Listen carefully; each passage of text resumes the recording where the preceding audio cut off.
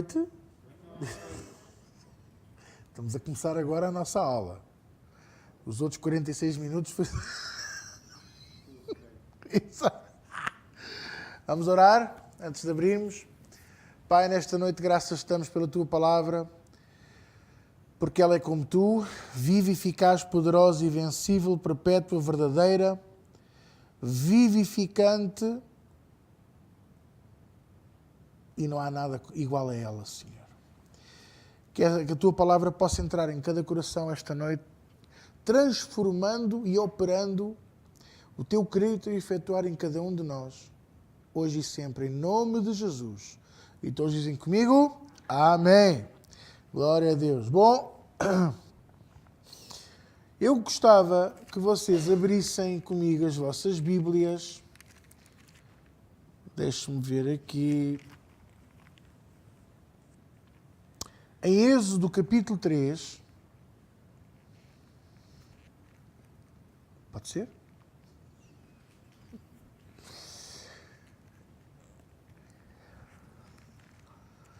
Vamos aqui a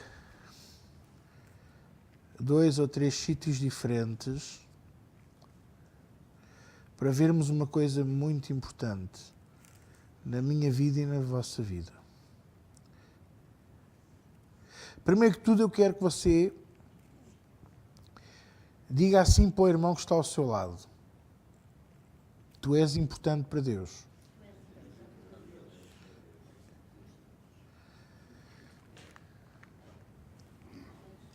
O que é que ele disse? Ah, pronto. Respondo eu: tu és muito importante para Deus e para mim.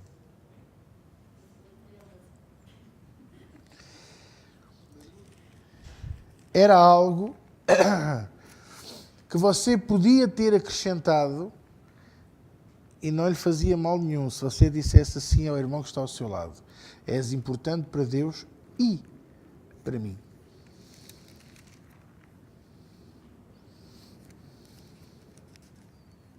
Mas é verdade. Vocês são importantes para Deus e são importantes para mim.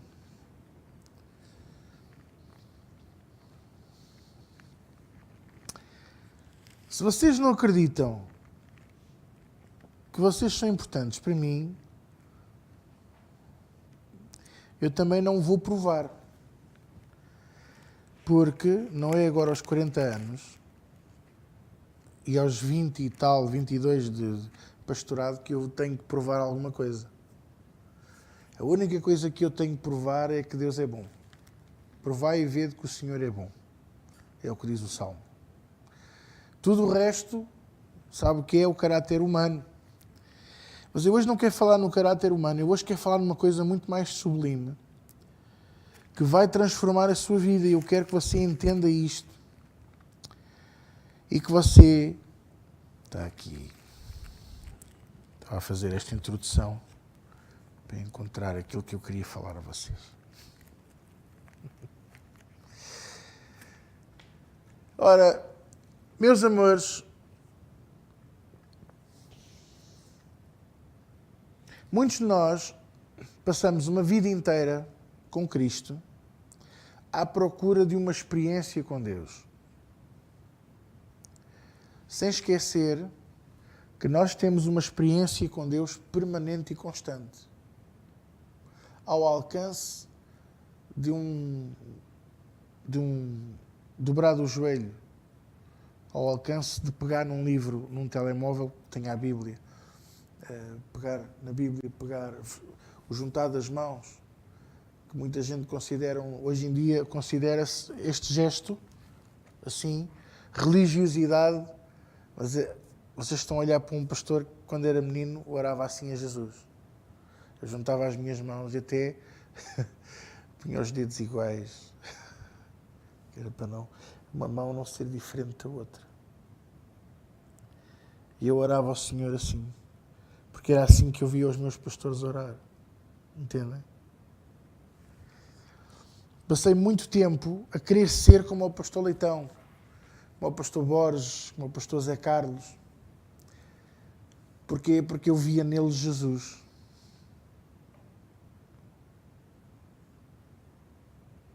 Mas essa não é a experiência que Deus tem para mim, entende? Nem para vocês. Vocês podem reconhecer Jesus em mim, e é natural que isso aconteça. Eu também reconheço Jesus em quase todos vocês, para não dizer mesmo em todos. De uma maneira ou de outra, eu vejo Jesus em vocês. Nos momentos bons e nos momentos maus, eu vejo Jesus em cada um de vocês. O pastor vê a bênção. Não, não é isso. Isso não é ver Jesus. É muito mais. Mas a experiência com Deus, aquela queda do cavalo que Saulo teve, aquela saída fortuita de Nicodemos de noite para ir ter com o mestre, aquele encontro de Jairo com Jesus no meio da multidão, aquele toque da mulher do fluxo de sangue, se tão somente eu tocar na orla das suas vestes, eu sararei. Já viu? Isto é uma experiência com Deus única. Única. E se você nunca foi tentado pelo diabo, e atenção que às vezes as pessoas pensam tentação e pensam logo no sexo, na fama e no dinheiro. Isso, o homem hoje é que restringiu a tentação a 3 coisas, mas a tentação é muito mais. Eu lembro-me, porque não é só a tentação para o pecado, é a tentação para nós duvidarmos da nossa lucidez. O primeiro grande ataque de Satanás é você duvidar da sua lucidez. É você duvidar da normalidade do seu pensamento. Fazer você duvidar do que está a ver. Para quê? Para nos fazer ter o quê? Quem é que sabe? Dúvida. Mais, outra coisa, ainda mais poderosa. Aquela coisa que nos faz acender a luz do corredor quando vamos à casa de banho à meia da noite. Medo. Estas duas... Exato. Quando era miúdo, a ideia de ir do meu quarto à casa de banho, que era um corredor pequenino, curto, era um horror. Eu preferia ficar a noite toda a apertar-me e de manhã havia uma explosão de bexiga horrorosa, do que ir de noite à casa de banho com medo de atravessar o corredor. E porquê? Pelo medo. O meu pai trabalhava no cinema e muitas das vezes, quando ele chegava à casa, vinham demónios terríveis com ele. Não tenha dúvida disso. Só para dar assim um lamiré nestas coisas. O meu pai vinha de transportes públicos de Lisboa para casa, nós morávamos no Estoril, e quando o comboio chegava a São João de Estoril, ele punha os pés na estação, eu acordava, eu sabia que ele estava em São João de Estoril. Era como se eu fosse despertado. Fosse às 8 da noite, fosse às 2 da manhã. Às vezes ele chegava às 2, 3 da manhã, quando fechava o cinema. Era horroroso. E sentir aquela opressão, aquele peso constante. A casa parece que está escura. Por mais lâmpadas que se acendesse, a casa parecia sempre escura, entende? As coisas mudaram quando começámos a ter o grupo familiar lá em casa. Ainda na Assembleia de Deus. Porquê? Porque Deus começou a estar permanente ali connosco. Foi quando as coisas começaram a mudar. Eu tinha pesadelos horrorosos de noite. Mas pesadelos de morrer no sonho, morrer no pesadelo. Vocês não estão bem a ver o que eu sofri há anos e anos e anos. E uma das coisas que eu consegui vencer foi o medo. E outra das coisas que tenho conseguido vencer lentamente nestes anos todos é a dúvida. E vocês podem estar a olhar para mim e pensar, eu não tenho medo de ir à casa de banho de noite. Mas você tem todo tipo de medo. Há quem tenha medo de ser despedido. Há quem tenha medo de que aconteça alguma coisa a um filho. Há quem tenha medo dele próprio de sofrer, ou ela própria sofrer um problema de saúde. Estão a entender? Cada um de nós temos que aprender a viver, não é com esse medo, é viver sem esse medo. A vencer esse medo. Aconteça o que acontecer, Deus está no controlo. Porque Ele diz, ainda que andes pelo vale da sombra da morte, eu estarei contigo. Quem é que me está a entender? Então, quem diz o medo diz a dúvida. Será que? Eu digo-vos, estas 2 semanas que passaram, a dúvida esteve montada e sentada nos meus ombros. Mas a Deus toda a glória, porque eu consegui sacudir. Porque a dúvida vai nos levar ao erro. Vai nos levar a perder a confiança nas pessoas e em Deus. E na palavra. O que é que diz a palavra? Para nós não olharmos para as circunstâncias. Não andamos segundo aquilo que sentimos ou vemos. Andamos pela fé.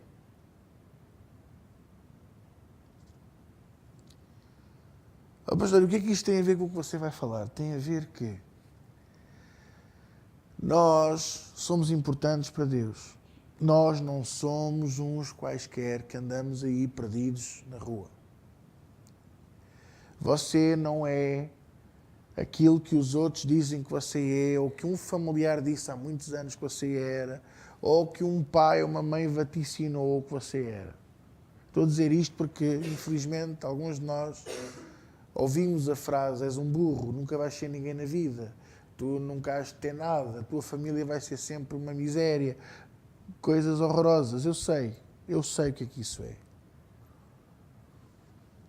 Não que a minha família alguma vez me tivesse dito, ou houvesse na minha casa esse tipo de coisas. Por um período de tempo, não foi muito comprido, felizmente, a minha mãe esteve casada com um homem que tinha este tipo de conversas para nós. Foi uma fase muito difícil porque nós não estávamos habituados a isto, estávamos habituados a amor, a respeito, estávamos habituados a muita coisa diferente, apesar do meu pai não ser salvo. A pastor, e esse homem era salvo? Supostamente. Inclusivamente até era assistente na igreja. Às vezes as pessoas pensam que eu estou a dizer coisas assim, quando eu digo, não é por entrar numa igreja que nós nos transformamos num cristão. É por praticar a palavra. Entendem? Eu já visitei, quando eu tive uns dias, agora em outubro, quando foi o aniversário de casamento, fomos a Évora, eu fui lá à Capela dos Ossos e não saí de lá pele e osso. Eu que bem queria. E fui lá à Capela dos Ossos, já não ia lá há muitos anos e pronto. Não é? Tem lá aquela frase à entrada, não sei o quê, que os nossos ossos ficam, os teus um dia vão cá parar, uma coisa assim parecida. Mais coisa, menos coisa. E eu disse logo, olha, os meus para aqui não vêm. Quando muito eu usar faísca. E não é por entrar... E fui visitar outras igrejas católicas por causa da arte sacra, que é uma arte que eu gosto. E não fiquei católico. Nem saí de lá de joelhos e nem a rezar a Fátima. Nem a acender velinhas. Estão a entender o que eu estou a dizer? Portanto, assim como viver no mundo, ouça bem, para nós, viver no mundo não nos deveria de conduzir ao pecado. Para nós que conhecemos a verdade, estar no mundo, ir com os amigos para eventos do mundo, estar em coisas do mundo, não nos devia de conduzir ao pecado. Porque nós conhecemos a palavra. Somos nós que devemos controlar o ambiente em que estamos e não ao contrário. Estão a entender o que eu estou a dizer? Agora, Deus fez uma coisa extraordinária com 2 homens. Aliás, até fez com 3. Vou falar um 3 assim. Ou a alemão, assim.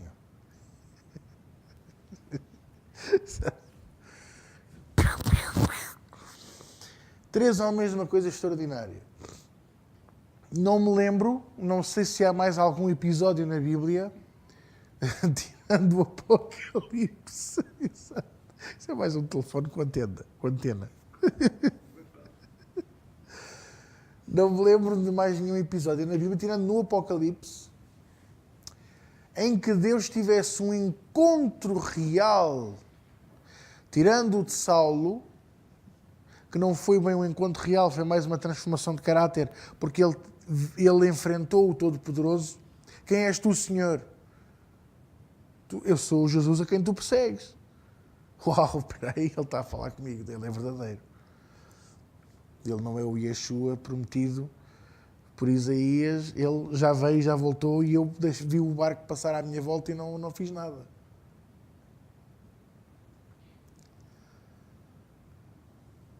Você percebeu isto? Você percebeu que aquilo que fez transformar Saulo em Paulo foi ele perceber que o Messias já tinha vindo e ele estava tão cego que nem o viu?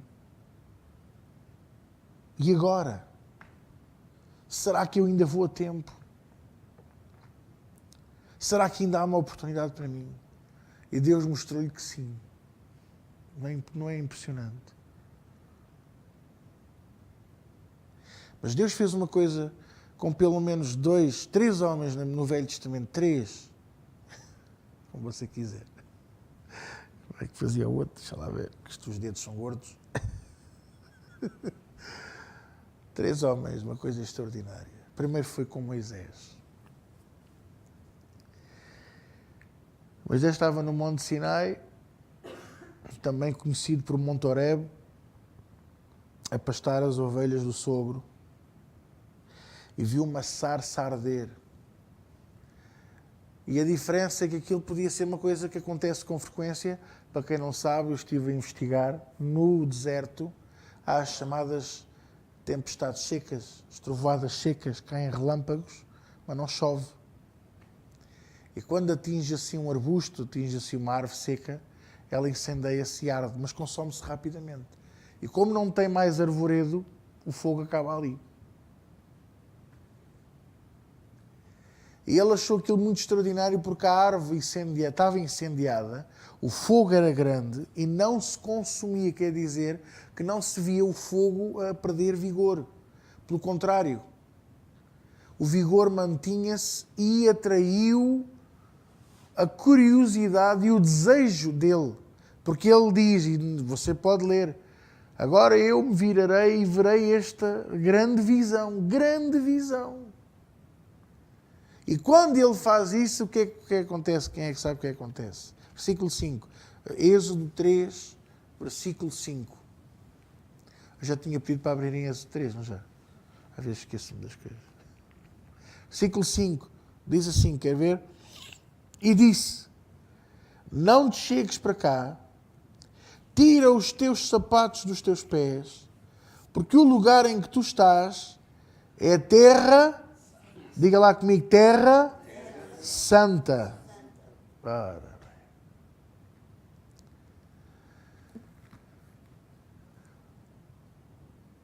Deus não fez isto com Abraão.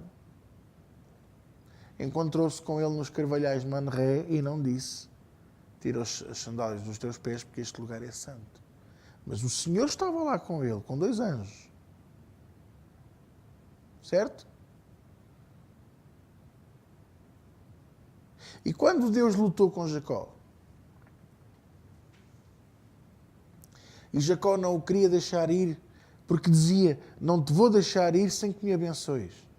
E Deus teve que lhe tocar na junta, tirar-lhe o nervo, que você conhece como nervo o ciático, você que dá aquela dor.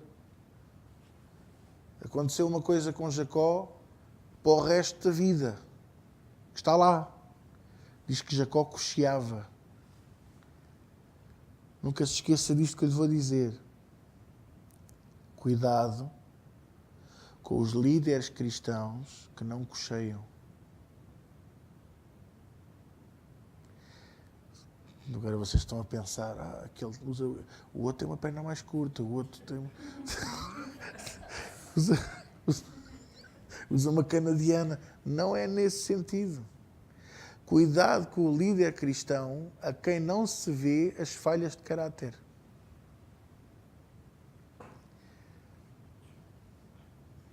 É como a maquilhagem. Nós podemos pôr e ficamos lindos, mas depois é ou não é? Vocês estão a entender ou não? E Jacó, Deus tocou-lhe na junta, tirou-lhe aquele nervo. E ele perde, ele deixa. Mas o Senhor abençoou-o na mesma. E ele, ao passar a cochear, demonstrou a todos os outros que já tinha sido vergado pela vontade de Deus. Mas em nenhum lugar diz lá que a terra era santa. Ele afirmou, Betel, o Senhor está presente.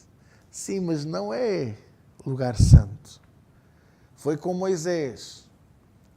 Tira as alparcas dos teus pés, as sandálias dos teus pés, porque o lugar em que tu estás é santo. Quer dizer que eu posso me encontrar com Deus e o lugar em que eu estou não ser santo. É possível. Porque é sinal que fui eu que fui ter com Ele. Mas quando Ele vem ter comigo, a santidade que está nele e que o rodeia, vem com Ele. E o lugar onde eu estou fica santo. Há muitos anos atrás, mas mesmo muitos anos, eu devia ter os meus 8 anos. 8, não mais do que isso. Portanto, há 32 anos, mais coisa, menos coisa. Isto era férias de verão e eu tinha passado provavelmente o dia a andar de bicicleta. Cheguei a casa e não vi ninguém em casa. E pensei, a minha mãe saiu. E não sei se já vos aconteceu ou não, os miúdos com 8 anos entram pelo quarto dos pais assim. É verdade ou mentira? Estão todos a olhar para mim com uma cara, é verdade ou mentira? Ah, pronto. E eu fiz isso. Entrei. E conforme entrei, eu vi a minha mãe a orar. Ela estava ajoelhada na cama a orar. Do lado dela. E o quarto tinha um aroma a rosas. Tinha um aroma, um perfume que eu nunca tinha sentido na minha vida. Que eu nunca mais voltei a sentir. E ela fazia uma coisa. Ela fechava o store do quarto para orar. Aqui é aquela a transliteração, levar à letra, fechas a porta no teu quarto, em oculto, e ela pensava, eu tenho que me fechar, ninguém me pode ver aqui, a janela aberta ou fechada não interessa, mas ela fechava a janela. É um pormenor, quando eu via a minha mãe entrar no quarto, de dia, e fechar a janela do quarto, eu já sabia, eu tinha que sair porque ela ia orar. Era automático. Estão a entender? Assim como quando eu havia com 2 galinhas penduradas à cintura, tínhamos todos saído de casa porque depois era um pivete, porque que ela ia depená-las. Estão a imaginar? Pronto. E eu entrei assim porque eu não sabia se ela estava em casa, abri a porta e ela nem olhou para mim. E era um aroma naquele quarto, era uma luz, a janela estava fechada, mas o quarto estava todo iluminado e eu fiquei assim e tive temor. Não vou dizer que tive medo, tive temor. Fechei a porta, mas eu sabia quem lá estava. Então fiquei sentado no sofá à espera da minha mãe, uns minutos. Ouvi ela abrir a janela, abrir a porta do quarto e entrar na sala. Então, o que é que se passa? Nada, eu não sabia que estavas em casa. E ela assim... sentiste o perfume que estava no meu quarto? Eu disse, sim, senti. Sabes o que é? Sei, é Jesus. Não preciso que ninguém me diga, eu percebo. E eu digo-vos uma coisa. Nunca pedi a Deus para estar comigo em comunhão para que o quarto cheirasse bem. Nunca. Nunca pedi a Deus o seu perfume, nunca pedi a Deus a sua luz, apesar de já ter visto a luz de Deus na minha casa. Já vos contei aquelas 3 visões que eu tive de Jesus no meu quarto. Mas há uma coisa que eu sei. Quando eu busco a Deus, a primeira coisa que eu sinto é o seu braço de volta dos meus ombros. E se até ali me sinto desnudado, fraco, de repente eu sinto-me fortalecido e protegido. Entende? E nunca se esqueça disto. Quando nós buscamos a Deus de todo o coração, podemos ser os maiores pecadores do mundo, os crápulas deste planeta. Se dobrarmos os joelhos e nos arrependermos genuinamente, Deus vem ter connosco e Satanás vai-se embora. E muito provavelmente sabe o que acontece naquele momento? Terra Santa. O problema é que nós nos esquecemos sempre deste pormenor. É Ele que santifica os lugares, não somos nós. Não é o nosso coração que santifica o lugar, é Ele. Ele vem ter connosco, porque Ele precisa de estar connosco, Ele quer estar connosco. É preciso eu descalçar-me. Você, quando estiver na presença dEle, quando você estiver na presença dEle, é muito fácil saber se o lugar está santificado ou não está. Rapidamente você... É ou não é? Rapidamente somos arrebatados. Parece que nem estamos ali. Nada mais nos importa. Toca o telefone, batam à porta, haja um acidente nuclear lá fora, uma explosão em cogumelo. Se estivermos na presença de Deus, estivermos em Terra Santa, eu digo-vos uma coisa, nada nem ninguém nos consegue tocar.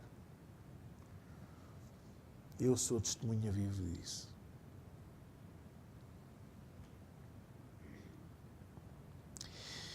Só por uma vez o Senhor me disse para eu me descalçar.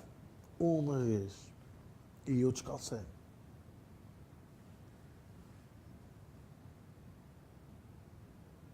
Em plena reunião, há alguns anos atrás, eu estava a ministrar a palavra de Deus e de repente eu vejo o Senhor entrar na igreja pelo corredor. Uma coisa que eu não tenho palavras para explicar. Porque eu só via até o teto da sala, é como se eu visse o cinto, eu via as vestes. E vi o Senhor entrar na sala e disse, foi a última coisa que eu consegui dizer antes de cair. Foi dizer assim, igreja, o Senhor acabou de entrar aqui. E conforme eu digo isto, por onde ele passava, as pessoas começaram, pareciam baralhos de carta a caírem. Tum, tum, tum, tum, tum. E quando ele entrou na área de ministrar onde eu estava, os meus joelhos perderam a força, eu dobrei o meu joelho. E olha que eu não sou levezinho. Eu caí, e aquilo era chão de madeira, soalho de madeira. Eu caí com os meus joelhos no chão e parecia almofadado. Eu não tive dor nenhuma. Uma coisa impressionante. Foi automático. Ao nome de Jesus, todo o joelho se dobra.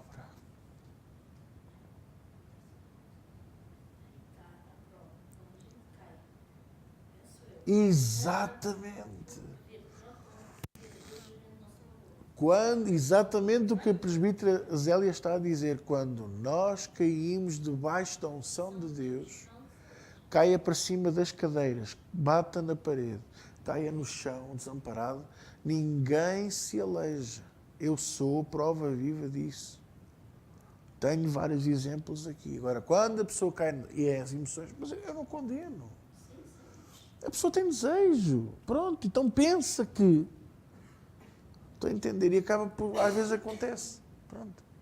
Mas é verdade o que ela está a dizer e disse muito bem. E eu bati com os joelhos no chão e parecia almofadado, sabem? Parecia que o chão era feito de almofada. E eu vi aquelas vestes a passar à minha frente. E ele passa pelo corredor a saída, eu vi a mão dele a passar e as pessoas... Ninguém viu aquilo, só eu é que vi. E eu soube nesse dia o que era a Terra Santa. Lugar santificado pela presença dele. Este homem que eu tinha fugido do Egito, olhe lá bem para mim, hein? Fugiu do Egito porque matou um egípcio. Teve medo do que é que lhe podia acontecer lá. Tinha 40 anos quando saiu do Egito e veio para o deserto autoflagelar-se. Sabe o que isso quer dizer? Castigar-se a ele mesmo pela morte do egípcio. Deus acaba por abençoá-lo. Até parece que... pastor, quem o ouve, até parece que Deus abençoou o homicídio. Não, não. Deus honrou foi o coração dele. Acaba por encontrar uma mulher, casa-se com ela e ela dá-lhe filhos, vive com o sogro. 40 anos no deserto. Desaprende tudo. Quando estava com o coração tenrinho para receber a palavra novamente, vê a sarça ardente. E é transformado porque viu a sarça ardente. Verdade ou mentira? Não. É transformado porque falou com Deus cara a cara. Não. Ele teve medo. Ele começou a pôr entraves. Quem sou eu para ir libertar o teu povo? Eu nem pensei, nem sei falar. Ele nem foi honesto com Deus. Ele podia ter dito, como é que tu me mandas para o Egito? Sabes que eu matei lá um homem. Eles vão me apanhar lá, vão-me prender. Mas o Senhor diz-lhe, depois de lhe dar as instruções, um bocadinho mais à frente, diz-lhe, podes ir, que todos os que buscavam a tua morte já morreram. Ele escondeu de Deus, mas de Deus ninguém esconde nada. E é isto que eu quero dizer a vocês, que ele, apesar de se sentir criminoso, Deus não deixou de o convidar a estar na Terra Santa. Ele era pecador. Ele nem tinha o Espírito de Deus. Ele não ia à igreja. Entendem? Ele não conhecia a palavra. Ele ouviu falar de um Deus que havia de libertar o povo dele. Se calhar a mãe dele falou algumas coisas. Mais as tradições e os preceitos e as regras do que outra coisa qualquer. Vocês entendem? O conhecimento de Deus que ele tinha era extremamente limitado, mas Deus escolheu, foi a ele.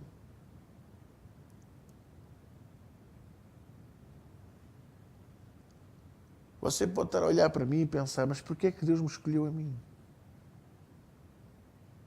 Porquê? A Bíblia diz que muitos são chamados, mas nem todos são escolhidos. E esta é a verdade. Temos muita gente na igreja que ainda nem serve a Deus. E se calhar nem tem a vontade de servir, mas... E então, Deus deixou de gostar deles? Não, Deus gosta e ama-os.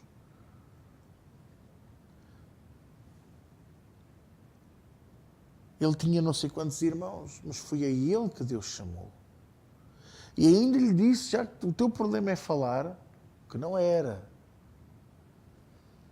Ok, eu vou dizer ao teu irmão, Arão, para se encontrar contigo a meio caminho, e tu contas-lhe o que eu te mostrei, e vocês os dois vão falar com os anciãos do meu povo. É impressionante. O que é que transformou este homem? De um nhurro que não sabia nada, a não ser pastar ovelhas, a um homem com um cajado na mão e com um Deus grande dentro dele, disposto a enfrentar o homem mais poderoso do planeta, Faraó, para libertar o povo de Deus. O quê? O que é que o transformou? A cobra, o pau que se transformou em cobra. Oh! Os mágicos viraram-se para ele e disseram, isto também a gente sabe fazer, ó. Traz aí 2 varas de marmelo, ó.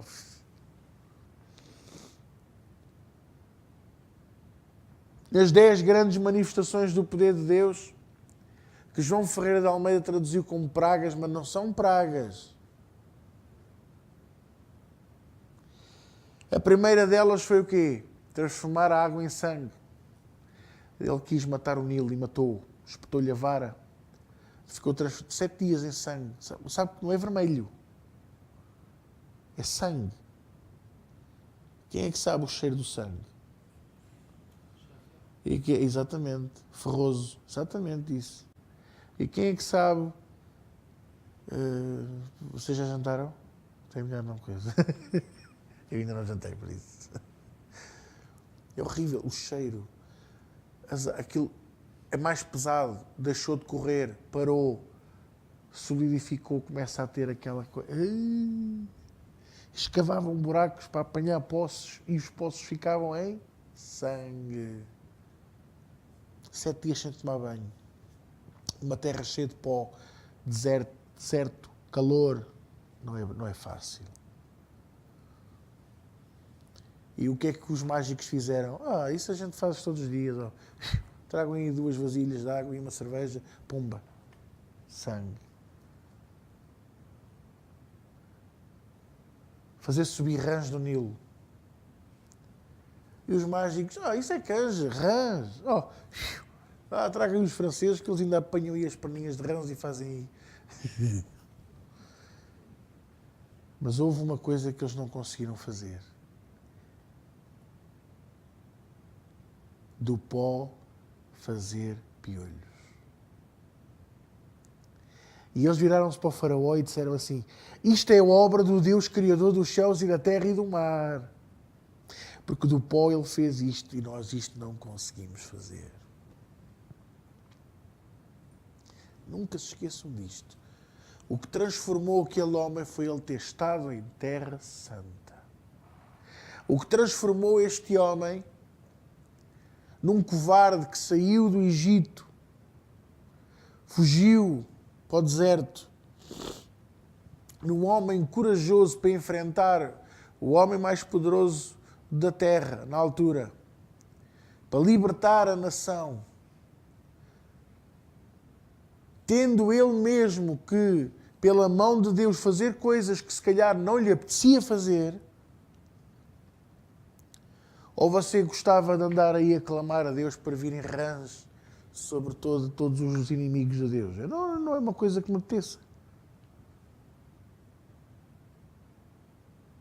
Ou espetar a vara no rio Tejo e de repente este transformar-se em sangue. Não é uma coisa que me apeteça. É para demonstrar o poder de Deus. Moisés queria fazer a obra, libertar o povo. Mas uma coisa que nós temos que nos aperceber é que, obedecendo a Deus, é Ele quem faz a obra, é Ele quem faz todas as coisas. Mas isso, uma mulher só se torna obediente a Deus experimentando Terra Santa. Até então, eu só ouvi falar de Deus. Só me contaram acerca de Deus, eu só li. Mas quando eu experimento Terra Santa pela primeira vez, eu sei quem é Deus. Eu sinto quem é Deus. E eu então posso dizer, eu sou íntimo com Deus. Vocês têm a entender isto? Há pessoas que me dizem assim, é tão difícil ir à presença de Deus. Não é, não. Não é difícil ir a pé no carro, é na casa de banho, é no trabalho, é no hospital, é numa cama de hospital, é no meio de uma urgência, é onde for preciso. É preciso ir à presença de Deus, vamos, pois. Mas eu não senti aquele arrepio na nuca, porque não ligou o ar-condicionado. Em Terra Santa não há arrepios na nuca. Em Terra Santa há a presença de Deus, que nos deixa absortos. Parece que nem somos daqui. Posso ouvir o amém?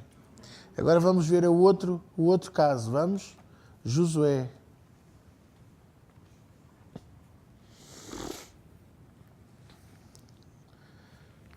Josué sucedeu a Moisés para guiar 6 milhões de pessoas. Josué capítulo 5. Desculpem, não tinha dito. Josué sucedeu a Moisés para guiar 6 milhões de pessoas Agora imaginem 6 milhões de pessoas quando 2 ou 3 já dão que fazer. Ele estava tão em baixo e tão desanimado que quase largou tudo da mão. Sim, é uma música do Zé António. Eu estou um bocado com o nariz tapado, isto não está a correr bem hoje. É um som de Deus. Josué herda 6 milhões de pessoas fora bichos e crianças que não entravam para os censos.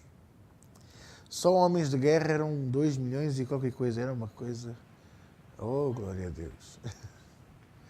Uma coisa abismal. E sabe, ouça bem,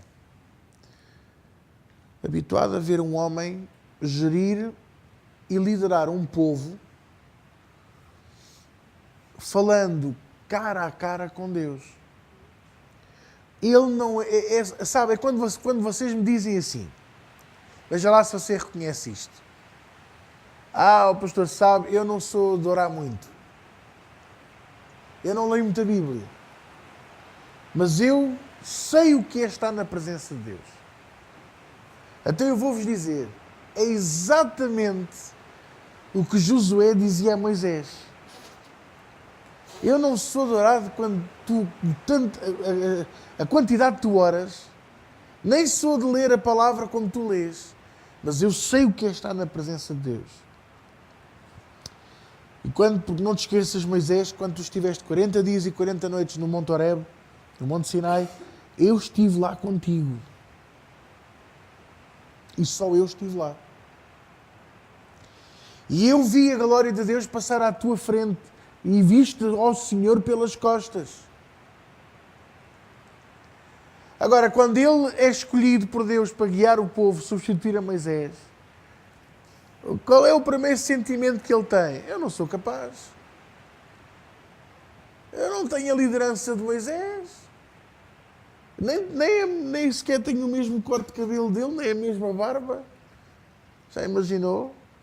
Aquela pose, aquela postura de Moisés? Não. Eu, para mim, resolvo tudo à espada. Ele resolvia tudo com Deus. Ele tinha uma vara na mão. Eu tenho uma espada afiada. Eu sou um homem de guerra. Ele era um homem de paz. Eu não tenho nada a ver com Moisés. Como é que eu vou guiar este povo? E apesar dele não ter dito que não, porque Deus lhe prometeu logo no capítulo 1, eu serei contigo. Não desanimes, não te espantes, não te pasmes. Não te deixes ir abaixo, não adormeças. Não é? Não. Eu serei contigo, não te deixarei nem te desampararei. Assim como fui com Moisés, assim serei contigo. E é bom ouvir estas coisas. Mas depois, quando estamos sozinhos, o que é que vem à nossa vida? Quem é que sabe? Aquelas duas coisas que eu falei logo no início. A dúvida e o medo. E se eu não conseguir? E se... E então, veja aqui, capítulo 5. E olha que Josué já tinha feito uma quantidade de coisas como líder. Hein? Santificou o povo, todos se limparam, circuncidaram-se, atravessou o Rio Jordão, colocou 12 pedras como memorial por cada uma das tribos futuras. Fez uma quantidade de coisas. E depois celebrou uma Páscoa, estava-me a esquecer. E depois manda 12 espiões ver a cidade. Dois, disse 12, eram 2. Os outros 10 ficaram a treinar. 2 espiões ver a cidade de Jericó. E os espiões fazem um acordo com uma mulher chamada Raabe, que depois haveria de ser da linhagem de David e da linhagem de Jesus. Tudo porque ela decidiu mudar de vida. Está a ver como não é por entrar numa igreja que nós nos transformamos em cristãos. Esta mulher mudou ao ver os espiões e perceber que as histórias que ouvia falar do povo de Israel eram todas verdadeiras e que havia um Deus que era por eles, um Deus vivo. Naquele momento ela recebeu-os lá em casa e não dormiu com eles. Guardou-os no teto, guardou-os no meio da palha do teto e fez um acordo com eles. Não me destruam a casa, salvem a minha casa, salvem a minha família e eu vos darei guarida. Tenho uma mensagem com isso. A corda escarlate parte pelo todo, vocês sabem isso.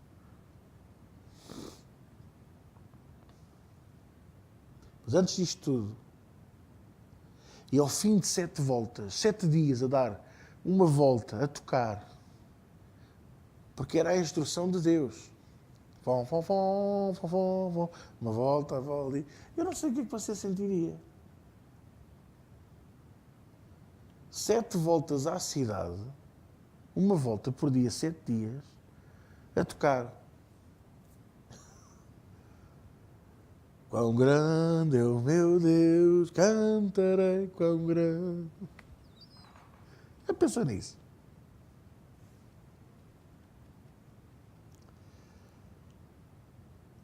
E antes do 7º dia, que seriam 7 voltas, e ao fim da 7ª volta o povo gritaria, naquela noite veio uma coisa ao coração de Josué que você nunca experimentou. Chama-se medo. Nunca experimentaram, pois não? E dúvida. Nunca tiveram dúvidas, pois não? Ainda hoje, pegue na azul ou na verde. Estive a olhar para o guarda-fatos ali que temos. Verde, verde, azul, azul. Verde, verde, verde, verde. Ouvi aqui. Ouvi aqui. Verde, verde. Poupei o verde para domingo.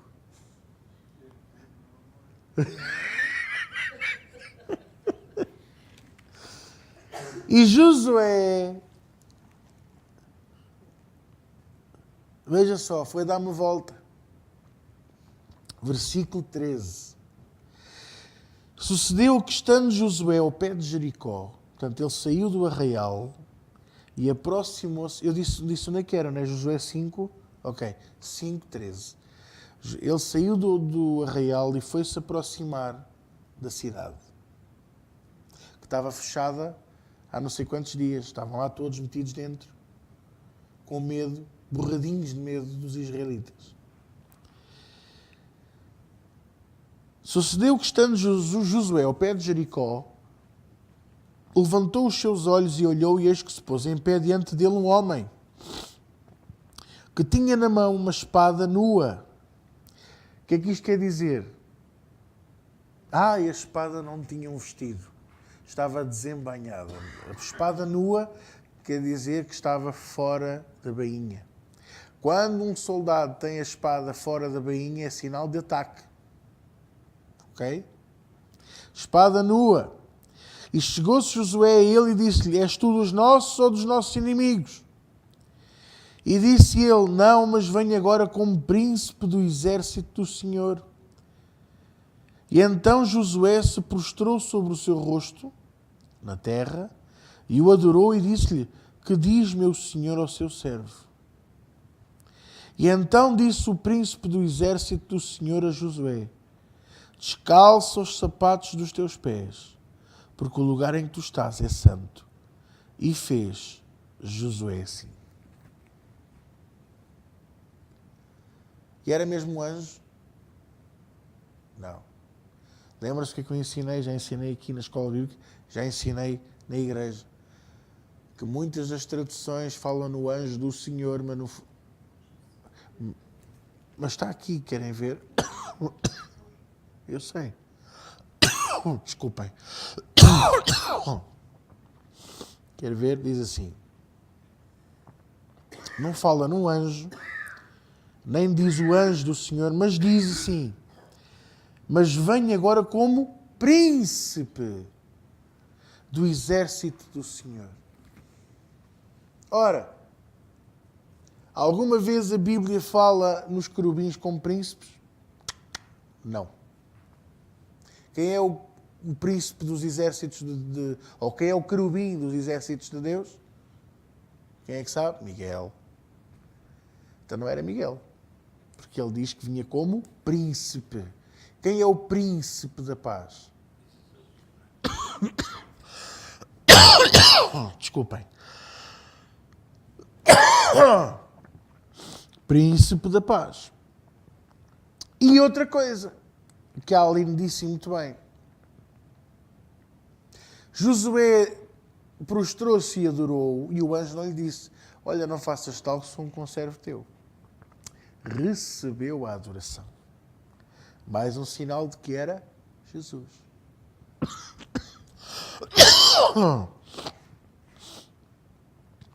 Descalça os sapatos dos teus pés, porque o lugar em que tu estás é santo. E fez Josué assim. Ora, isto significa que Jesus foi ter com Josué. E você depois podia ler o capítulo 6 e vamos só ler aqui um versículo para você ver como era mesmo Deus ali com ele. O versículo 2 diz assim: então disse o Senhor a Josué, já não era um varão, já não era um anjo, era o Senhor. Disse o Senhor a Josué, olha, tenho dado na tua mão Jericó e ao seu rei e aos seus valentes e valorosos. E agora olhe para mim. E depois disto,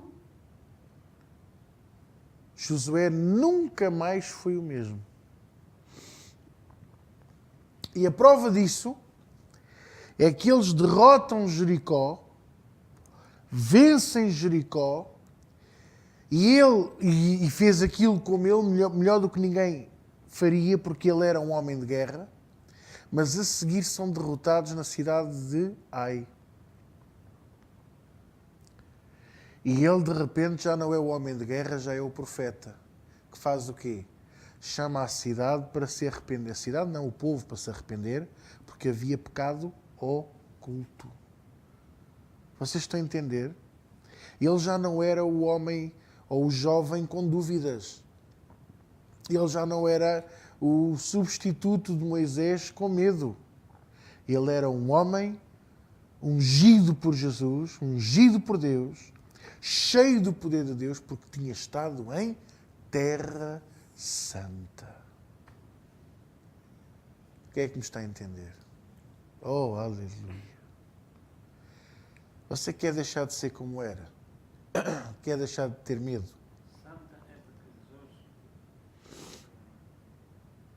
Josué acabou de ser santa. Porque era Jesus com ele, exatamente. Você quer deixar de ter medo? Quer deixar de ter dúvidas? Quer começar a ser uma pessoa mais assertiva? Então peça a Deus, Senhor, dá-me uma experiência contigo em Terra Santa. É você que vai ter vontade de se descalçar. Acredite no que eu lhe estou a dizer. Lembra-se de eu contar que eu vi o Senhor a passar e que Ele passou pelos corredores, passou à minha frente e saiu pelo outro corredor. A sala era grande e o corredor era assim largo. Vejo o Senhor e eu caí de joelhos. Eu não caí só de joelhos, eu nem dei conta, eu tirei os sapatos. Eu estava descalço. A maior parte das pessoas ficou descalça. Porque nós estamos em Terra Santa. É uma coisa impressionante. Nunca mais seremos os mesmos. A nossa vida muda de uma maneira que não há volta a dar. Não há mesmo. E então, meus amados, venha o que vier, haja o que houver, já nada nos leva de volta para o mundo. Nada. Já nada nos rouba a confiança em Deus. Também vamos ter os nossos altos e baixos. Vamos tremer. Vamos abanar. Mas aí as nossas raízes já vão estar muito fundas. Acredito no que eu lhes estou a dizer. Eu sei o que é Terra Santa. Eu sei a importância que isso teve na minha vida, que ainda hoje tem. Saber que é fácil para mim sentir a glória de Deus, mas que tenho uma necessidade de sentir cada vez mais, como se fosse um vício, como se fosse uma necessidade de aumentar. Eu preciso sentir mais a glória de Deus. É como aquelas pessoas que gostam de tomar o banho bem quente, assim, sabe, ao ponto da pele começar a sair. Sério, eu quando abro a porta da casa de banho, eu parece que estive numa sauna. E então eu começo com a água morna e depois vou arrefecendo, arrefecendo. E fico aborrecido quando chega àquele ponto em que já não há mais água fria para tirar. A temperatura da água já não sobe mais. Então, quando está na hora de terminar o banho, já estou todo engelhado, uma nuvem que não se vê nada dentro da casa de banho. Assim é o meu desejo de estar na presença de Deus. Cada vez mais eu preciso que seja maior a glória dele aqui, na minha vida, na minha casa.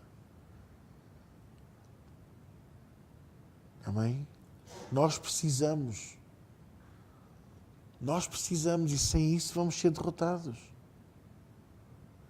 Podia-vos contar ainda o terceiro homem, não? Eu não quero procurar porque já é tarde e vocês também têm o cabrito no forno.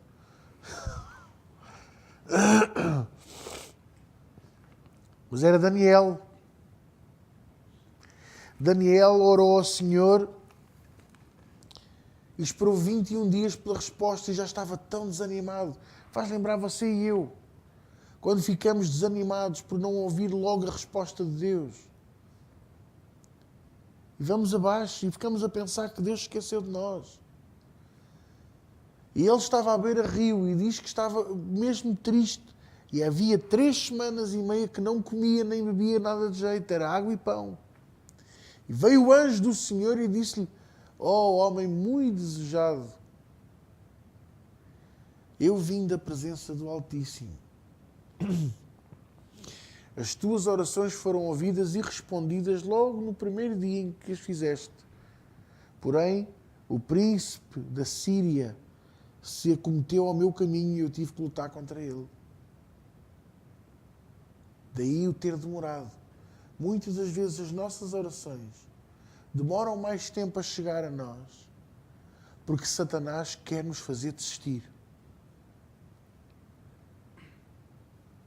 Faz lembrar a história do alpinista. Sabem, eu já vos contei a história do alpinista alguma vez aqui. De um homem que foi fazer alpinismo sozinho, que é mais geneira. E então ele tinha lá as cordas de proteção, as cordas de reserva, atadas à cintura, com o arnês, não é? E há uma altura em que ele já estava bem alto, mas bem alto. E aquilo soltou-se, ele escorregou.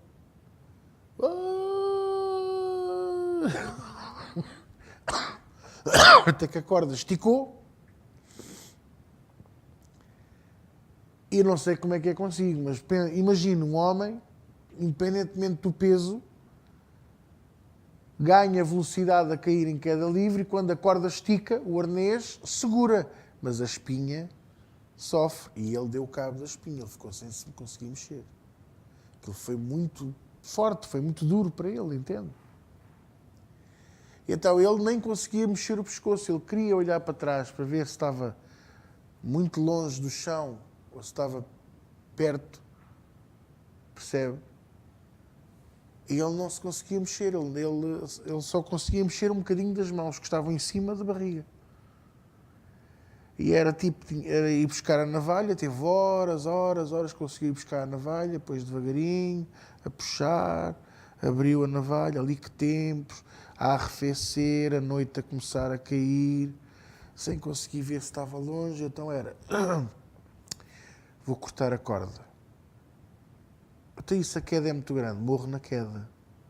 Se eu não cortar a corda, morro aqui. Ele já devia ter alguma hemorragia interna.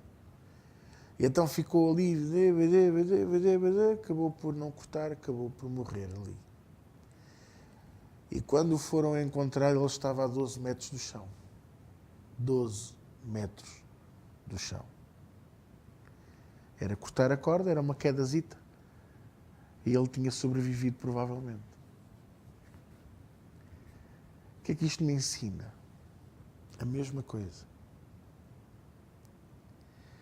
Que o medo e a dúvida muitas das vezes impedem-nos de tomar a decisão certa.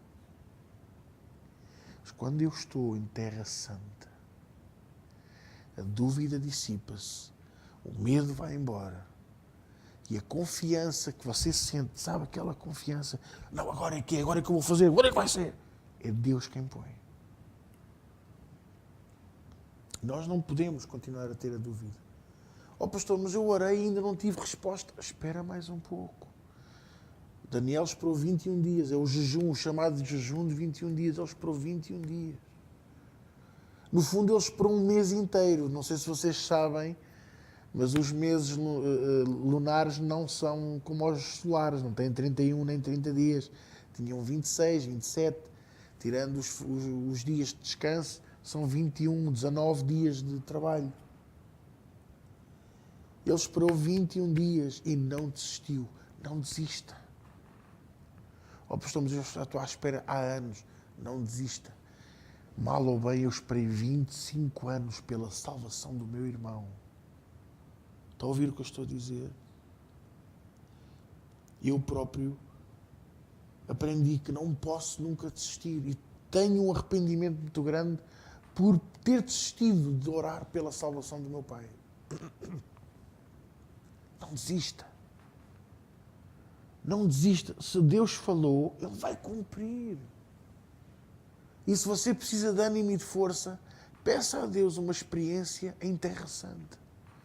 Senhor, eu gostava de estar contigo em Terra Santa. Você vai sentir e você nunca mais vai ser o mesmo. É uma coisa que eu gosto no filme dos 10 Mandamentos. Quando Moisés sai da experiência com Deus, vem totalmente, até o penteado vem diferente. Parece que foi o cabeleireiro, o homem. Ele vem diferente. Aquilo demonstra mesmo o que Deus faz em nós, não é físico. Você não vem de lá com o cabelo no ar, tipipi. Mas por dentro vimos totalmente transformados. E então nunca mais seremos os mesmos. Daniel estava a orar, sabe porquê? Pela libertação do cativeiro do povo. E o anjo disse-lhe, o Senhor te respondeu logo no primeiro dia, deu-te ok. Disse que sim. Mas este cativeiro ainda ia durar 70 anos. Isto quer dizer outra coisa.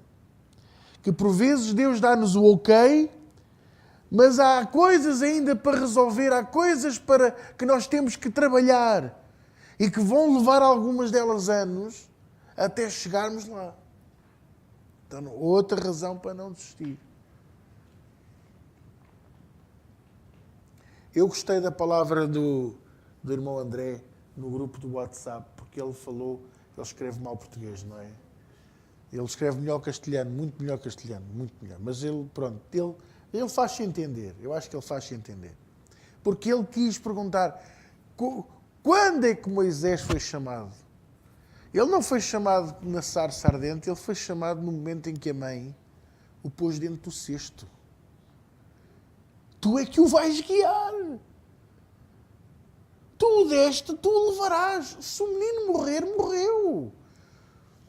Por muito que doa, não vai morrer às mãos dos egípcios. Mas se é para viver, que viva para a tua glória. Que viva para a glória de Deus.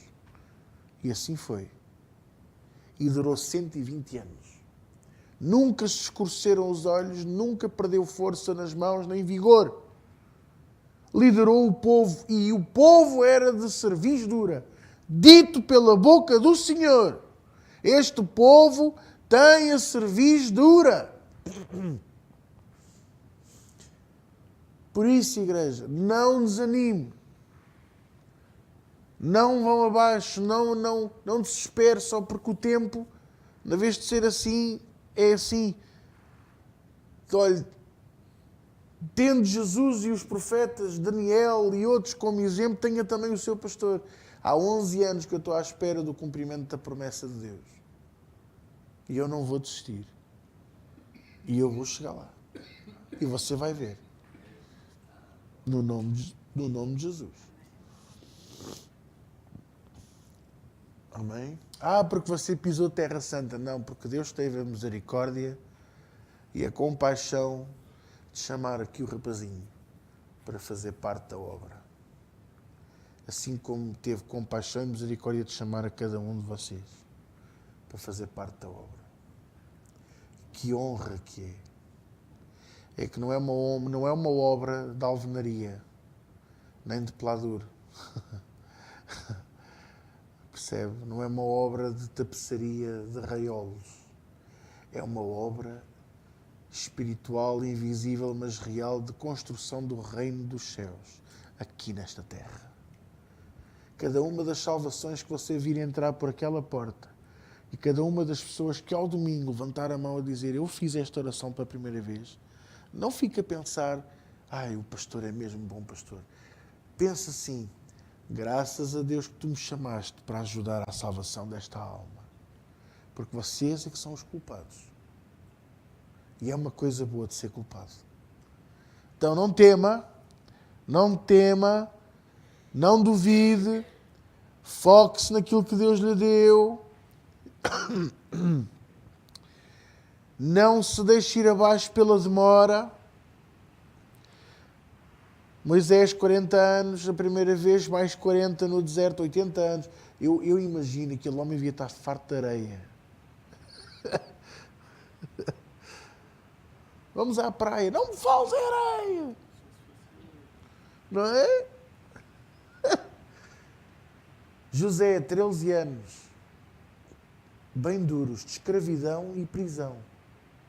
Vendido pelos próprios irmãos. Não consigo imaginar o que é que ele poderia ter sentido. Jesus esperou 30 anos. Nunca se fala nisto. Jesus esperou 30 anos para começar a fazer aquilo para que ele foi chamado. Esperou 30 anos e depois durou 3 anos e meio. Experimentado nos trabalhos. Diz que não era bonito. Olhávamos para ele e não víamos beleza alguma. Isaías 53, é o que lá está escrito. Filho do carpinteiro. O carpinteiro era o Almeida. Hoje a profissão mais... Eu tenho respeito por todas as profissões. Para mim, Almeida ou Simões ou Viegas é tudo igual. Mas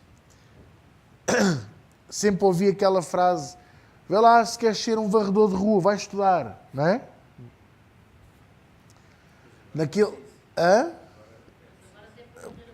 É verdade, eu sei. E já não há Almeidas nem varredores de rua, são técnicos de limpeza urbana. E é mais chique, exatamente. Mas, lá está. Naquele tempo, o carpinteiro era a profissão mais... Percebe? Não é este o filho do carpinteiro. Faz móveis. Percebe? 30 anos à espera. 30 anos a subir a Jerusalém na festa dos pães ázimos com os pais. 30 anos a ouvir o sumo sacerdote dizer baboseiras atrás do púlpito, e eu imagino Jesus no lugar a pensar: eu vou contar eu até 10 em alemão, que é para eu não ir dar 2 bufetadas naquele fulano. Já pensou? Calma, eu vou esperar. Esperar em Deus é uma arte. Paulo esperou muitos anos em prisão domiciliária.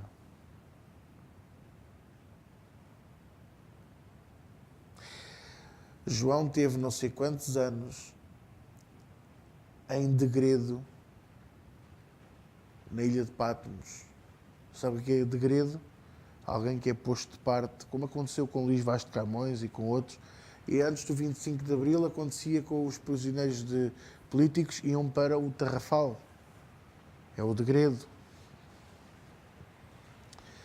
João,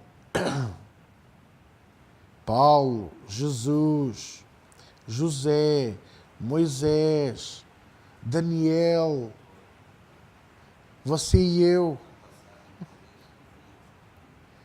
E se você vir que eles não cocheiam, duvide.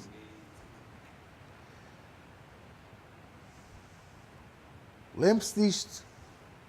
Um líder que não mostra as suas fraquezas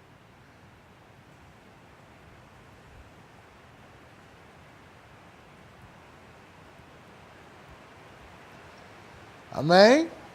Vamos orar?